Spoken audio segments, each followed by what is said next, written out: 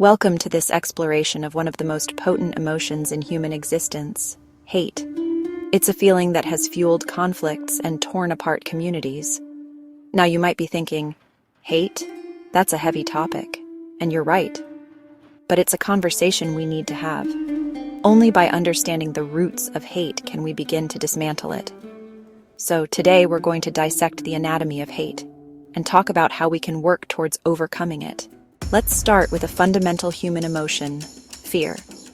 It's hardwired into us, a survival mechanism that's kept our species alive for millennia.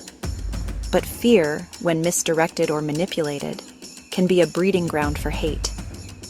Think about it. The unknown, whether it's a different culture, religion, or way of life, can be unsettling. And when that unfamiliarity is combined with misinformation, stereotypes, or perceived threats, fear can easily morph into prejudice and ultimately hate. It's like that old saying, we fear what we don't understand. But instead of choosing to understand sometimes, it's easier to just hate. Humans are social creatures. We crave belonging, a sense of identity and community. But this need for connection can lead to an us versus them mentality. This is tribalism, where loyalty blinds us to others' humanity. We see our group as good and the other as bad. This thinking fosters prejudice, discrimination, and hate. We all have beliefs, values, and opinions that shape our worldview.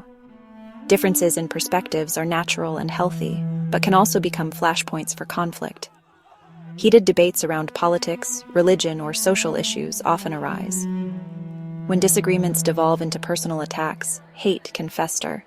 Different beliefs don't make someone an enemy. Respectful dialogue is essential to prevent hate.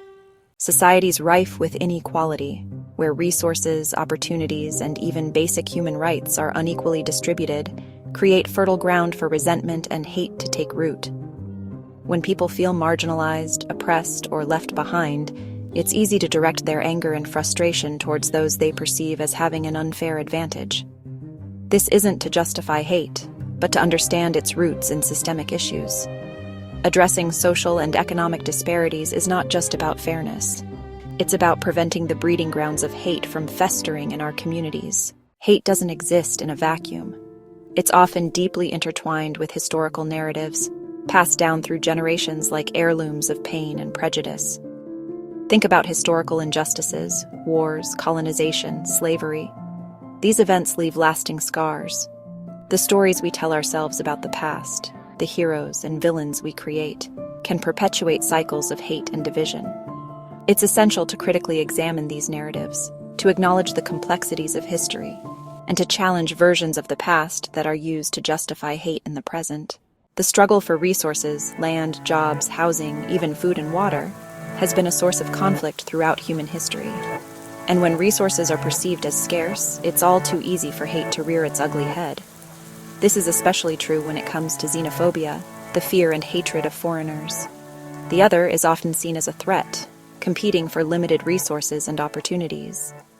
Addressing issues of scarcity and promoting equitable access to resources is crucial to preventing this kind of fear-driven hate. Sometimes the roots of hate lie in deeply personal experiences. When individuals experience trauma, betrayal, violence, or loss, it can be incredibly difficult to process those emotions. And in some cases, those feelings of pain and anger can become misdirected, generalizing from an individual to an entire group of people. This is a complex and sensitive issue, and it's important to remember that trauma doesn't excuse hate. But understanding the connection between personal experience and the potential for hate can help us approach these situations with more empathy and nuance. In our hyper-connected world, media, from news outlets to social media platforms, plays a powerful role in shaping our perceptions and influencing our emotions. And unfortunately, media can be used to spread misinformation, reinforce stereotypes, and amplify prejudice and hate. Algorithms create echo chambers, feeding us content that confirms our existing biases, making it easier to dehumanize and hate the other.